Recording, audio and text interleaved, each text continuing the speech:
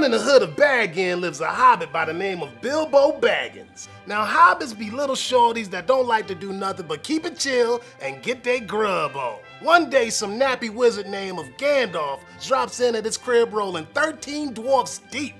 Gandalf and the head dwarf Thorin asks if Bilbo wanna go on an adventure. Turns out some punk-ass dragon named Smaug done boosted all them dwarfs bling and be shacking on their turf over at the Lonely Mountain. So they about to go lay a whoop on that dragon, know what I mean? But Bilbo don't want to do shit except stay home, smoke some trees, and take it easy. So Gandalf and his boys have to get that fool's ass in gear. Now after scrapping with some weak-ass trolls and chilling with some pointy-eared players, Bilbo and his peeps roll up to the Misty Mountain, where some goblins start beefing with his boys, making everyone scatter across the mountain. Lost in the tunnels, Bilbo finds a fat ring just chilling on the ground. Then he peeps some janky scrub named Gollum creeping on his shit.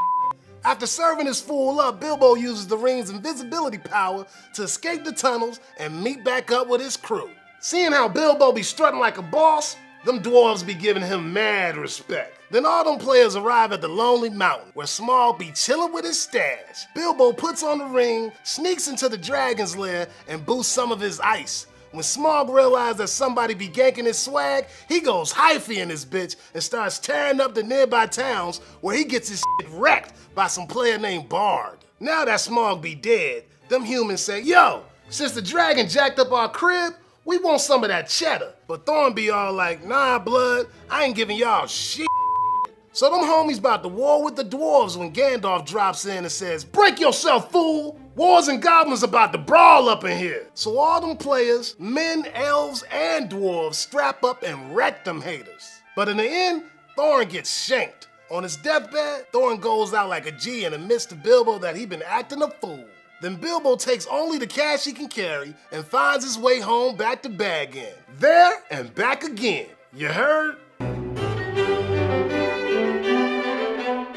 At the beginning of this book, Bilbo be acting like a little old bitch cause he ain't got the balls to get off his hairy ass and get his adventure on.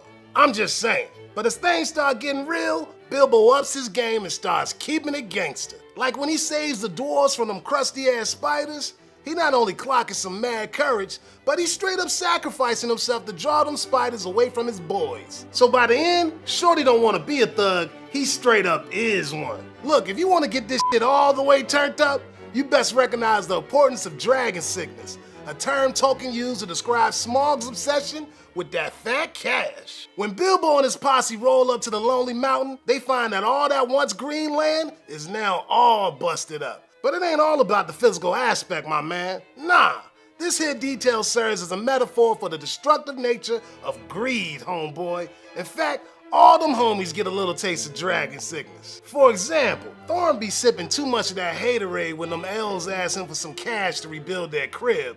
So when Big Daddy Dwarf gets murked in the end, he ain't got nobody to blame but himself. If you think this idea of greed and self-destruction only apply to the dragon and Thorin, you just ain't doing it big, son. When them trolls get their asses turned to stone, it ain't because Gandalf whooping them. Nah, blood, it's the trolls' tendency to fight amongst themselves that allows Gandalf to bust them up. So on the real, them trolls are undone by their own evil. And if you want to keep it triple OG up in here, you best peep the thematic connections between this book and The Ring Cycle by my man Richard Wagner.